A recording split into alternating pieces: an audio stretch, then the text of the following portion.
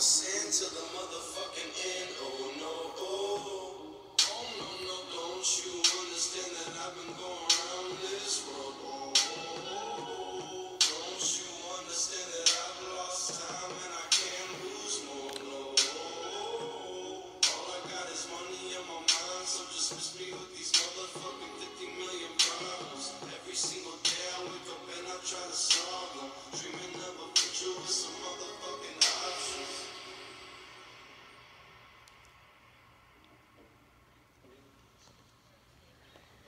Hey y'all, welcome back to The Pursuit of Living Well.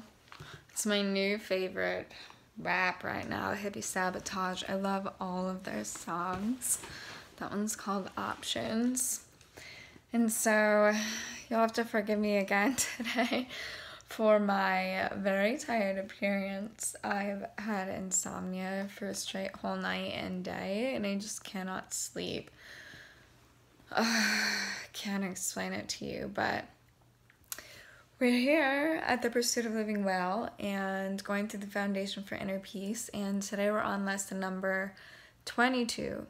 Yesterday was I am determined to see things differently. Today, what I see is a form of vengeance. Let me explain. Today's idea accurately describes the way anyone who holds attack thoughts in his mind must see the world. Having projected his anger onto the world, he sees vengeance about to strike at him. His own attack is thus perceived as self-defense. This becomes an increasingly vicious circle until he is willing to change how he sees. Otherwise, thoughts of attack and counterattack will preoccupy him and people and in his entire world. What peace of mind is possible to him then? It is from this savage fantasy that you want to escape. It is not joyous news to hear that it is not real. Is it not joyous news to hear that it is not real? Is it not a happy discovery to find that you can escape? You made what you would destroy. Everything that you hate and would attack and kill. All that you fear does not exist. Look at the world about you at least 5 times today for at least 1 minute each time. As your eyes move slowly from one object to another, from one body to another, say to yourself, I see only the perishable. I see nothing that will last. What I see is not real. What I see is a form of vengeance. At the end of each practice period, ask yourself, is this the world I really want to see? The answer is surely obvious. So yesterday, whereas I am determined to see things differently, today we're really putting an emphasis on learning to see your fear and attack thoughts as this form of vengeance that you don't want. And it's just a continuum of the changing your perspective. Attack thoughts, judgment thoughts, angry thoughts, they're so difficult to change and to get out of. Again, because they make us feel self-righteous and entitled a bit. But really that anger that's aroused in you is you separating yourself from the oneness that is love, and also excluding that other that is also love, even in their bothersome, vengeful, seemingly ways. So today's lesson, what I see is a form of vengeance, and you don't want that vengeance. So let's work today on giving it up and on recognizing it. So practice it 5 times today for a minute each. Search everything about you and just say, that picture frame is not real. That door is perishable. That person is a form of vengeance. Whatever comes to your mind, this thought is an attack thought. This thought is not real. We want to shift our mindset to love. We want to learn to see things differently. And in doing so, we have the power to change situations, circumstances, people, our own sense of inner peace. This is the foundation for inner peace. Remember that, so that the end of each lesson, you're going to find just a little bit more peace within yourself in practicing these. So that's pretty short for today, and then I just want to go over reading some of the text with you. Okay, so let's see. Yesterday we talked about you learn first that having rests on giving, okay, and not on getting. So when we give, we receive. When we give, we receive, because God gives it up to us, and it's up to us to extend that. But when we don't extend that and we keep that to ourselves, we're limiting any type of possibility to happen in response. Think of the universe as a boomerang. What you put out, you're going to get back. So as in giving, you are really receiving. Next, you learn what you teach. Next, you learn that you learn what you teach, and that you want to learn peace. The third step is thus one of protection for your mind, allowing you to identify only with the center, where God placed the altar to himself. The third step is thus one of protection for your mind, allowing you to identify only with the center where God placed the altar of himself. So even if you aren't a religious person here, but you're just one who practices meditation, and eventually you come across a point in your meditation where you feel something in your center, you feel that intuition, you feel that inner voice, that inner guidance system start to change, your thoughts become lovelier, these lessons begin to make more sense to you. We can call that many things. In this text, and in many religions, that's called God. We don't have to personify God in order to believe in this. So hang with me, okay? Altars are beliefs, but God and his creations are beyond belief because they are beyond question. The voice for God speaks only for the belief beyond question, which is the preparation for being without question, for really understanding your being without questioning. And all the questioning comes from these illusions of attack thoughts and fear and judgment. These confuse us from what we really are, from love. So it's really important to stay centered in love vibration. And whether that's you connecting to God or you connecting to the highest ideal that we know, which is love, choose one and stick with it and believe in it. Believe in its power, believe in its magnitude, and believe what you have the capability to do when you are in alignment with that center. All right, where was I here? The voice for God speaks only for belief beyond question, which is the preparation for being without question. As long as belief in God and his kingdom is assailed by any doubts in your mind, his perfect accomplishments is not apparent to you. Doubt is a blinder.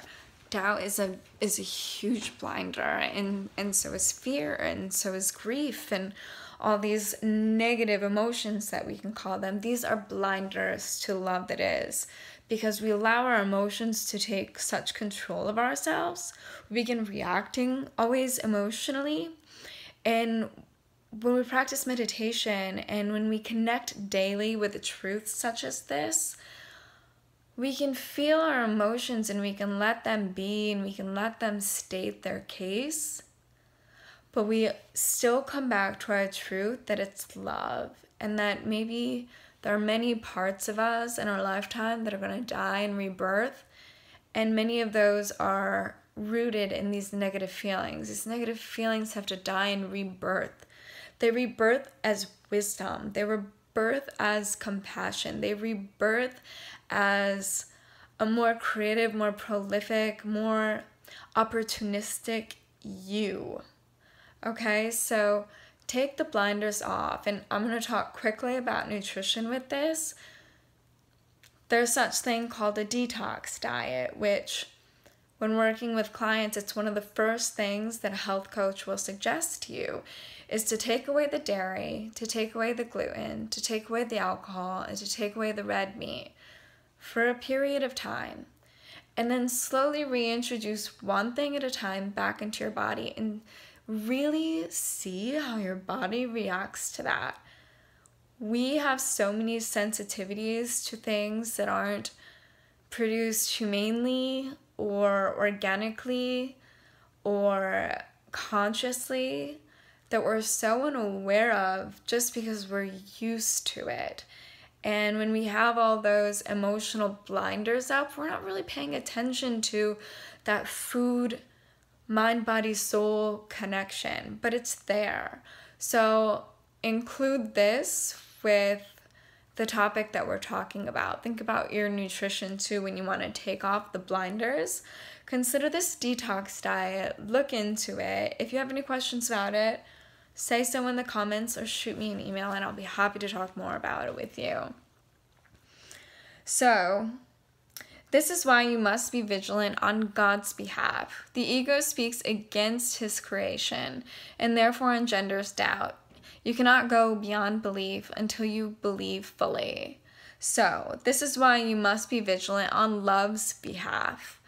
The ego speaks against love and therefore engenders doubt, engenders fear. You probably recognize that you have two voices in your mind, like bickering at all times. One voice, you have a dream, you have an ambition, you have a drive, and it's rooted in love. It's from your heart, it's from your soul, it's your passion, it's your desire.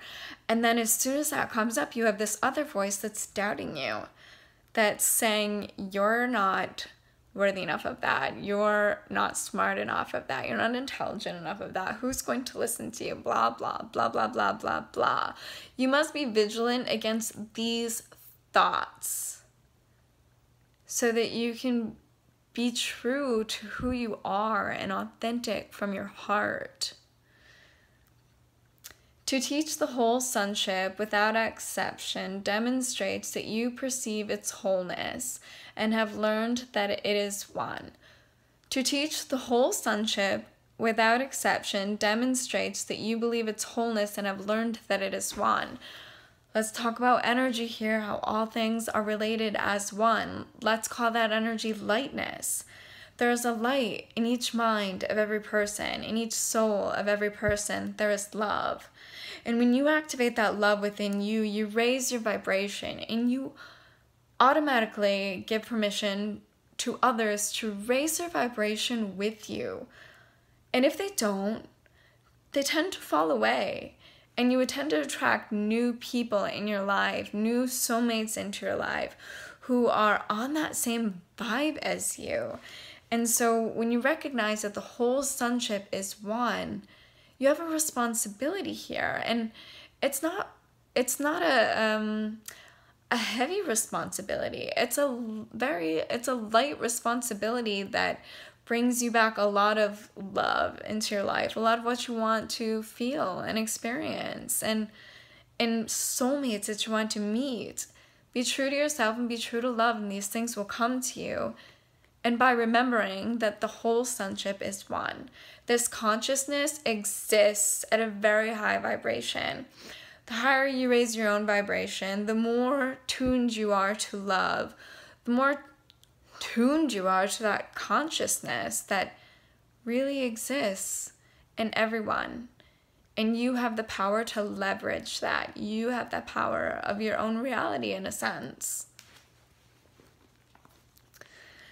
So now you must be vigilant to hold its oneness in your mind, because if you let doubt enter, you will lose awareness of its wholeness and will be unable to teach it. The wholeness of the kingdom does not depend on your perception, but your awareness of its wholeness does. The wholeness of the kingdom, the wholeness of that consciousness, does not depend on your perceptions. Whether or not you believe it or not, it exists. as you raise your awareness to it, you become more and more aware of its existence. But if you let doubt enter your mind, you lose it. And you're unable to teach it. And by teaching it, I'm not saying you have to get on a video and do what I'm doing here, but to teach it really just means to live it, to live the love, to live the light. And when you do that, you become an example for others to do the same. And the foundation for inner peace is the foundation for outer peace, and is the foundation for peace in this world today. So that's your light responsibility that will carry you very far. It's a fun responsibility to have, truly, and you want it because it takes you to your potential. The wholeness of the kingdom does not depend on your perception, but your awareness of its wholeness does. It is only your awareness that needs protection, since it cannot be assailed. Yet a real sense of being cannot be yours while you are doubtful of what you are. This is why vigilance is essential.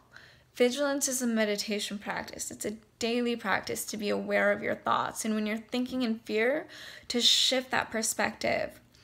And to shift that perspective, I know is not always easy. And so that's why meditation is important. Meditation makes it easier because then you recognize the thought. And when you recognize the thought that this is not a love-based thought, this is not of me, this thought is trying to destroy me, it's trying to destroy my potential, you can say, all right, I don't choose to listen to you. It might take a little more courage, a little more bravery, and some boldness of you to turn away from it and act in the direction of love instead.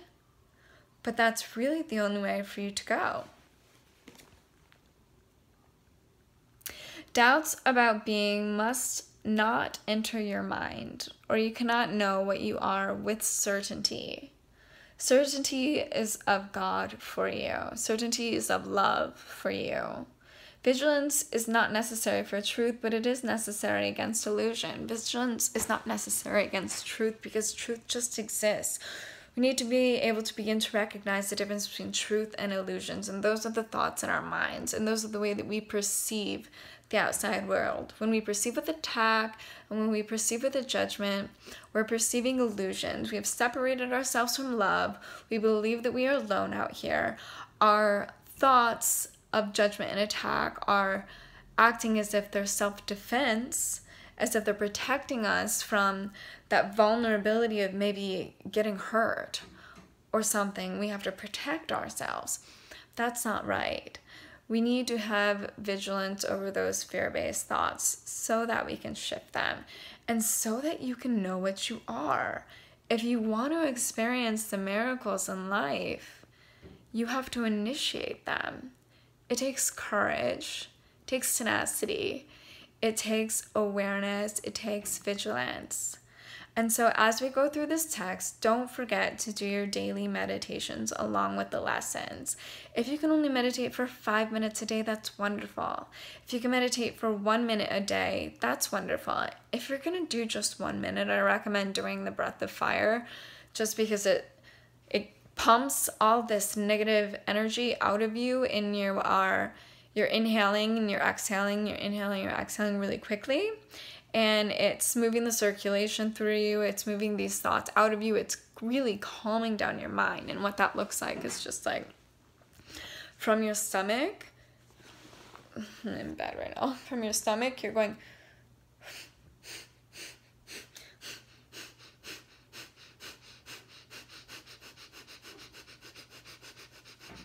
faster, faster, faster, as fast as you can go, but you're pumping your stomach. You're pumping out that stale energy. So if you only have time to do a short meditation, do something like that. It's so powerful. In Kundalini Yoga, it's called the Ego Eradicator because it gets those thoughts to a point where you can recognize them, and it gives you the strength to turn away from them and to choose another perspective. Meditate daily and practice these lessons, and you will understand the truth that you are love, that your reality can be loving, that along with today's lesson, things are perishable in this world. Things do not last. And so what does last, though, is that sense of inner peace within you. So through all the trials and tribulations and life cycles that you're going to experience in this lifetime, you have to know your way back to inner peace. And trust that within you, if you can imagine these thoughts that just come to you when you silent your mind, that's something. That's something from somewhere, from some eternity. This, think about consciousness and you think about oneness, that there is a high enough degree of consciousness where every thought and imaginary thought on the planet of people exist. And you can tap into that. You can tap more into that the quieter that you get. But that it exists at an eternal level, just think of the magic here, people. We are perishable, but our inner peace is not. Our legacy is not. And it's going to live on.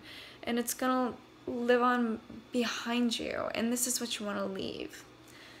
So we're going to finish the lesson today with that. Just to reiterate, lesson number 22. I'm sorry, here I lost my page. Lesson number 22 is what I see as a form of vengeance. And you're going to practice that 5 practice periods today for 1 minute each. You're just going to look about you and you're going to say to yourself silently, this glass of water is perishable. This book is not real. Can't take it with you. You can't take these non-living things with you. This person over here who is annoying me is a form of vengeance that I see within myself, that I have not developed enough tolerance, compassion, or maturity to recognize that I am love and so are they, and so I haven't found a solution in how to deal with it. Today's lesson will help you find those solutions. That's all. Thanks for watching with me, and see you next time for lesson number 23. Have a wonderful evening. Hope you get some sleep tonight. Hope I get some sleep tonight. And just because I feel like being cool, I'm going to conclude today's video with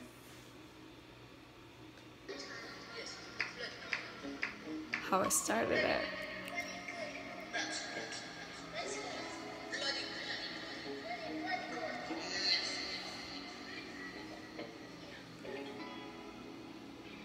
My idle hands lead to evil thoughts. That's what I was told.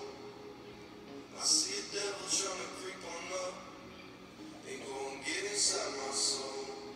How much does this go with the lesson today? I mean, Motherfucker, I ain't dead till I say so. So I'm fighting on my fucking heart. see you later. Thanks for watching.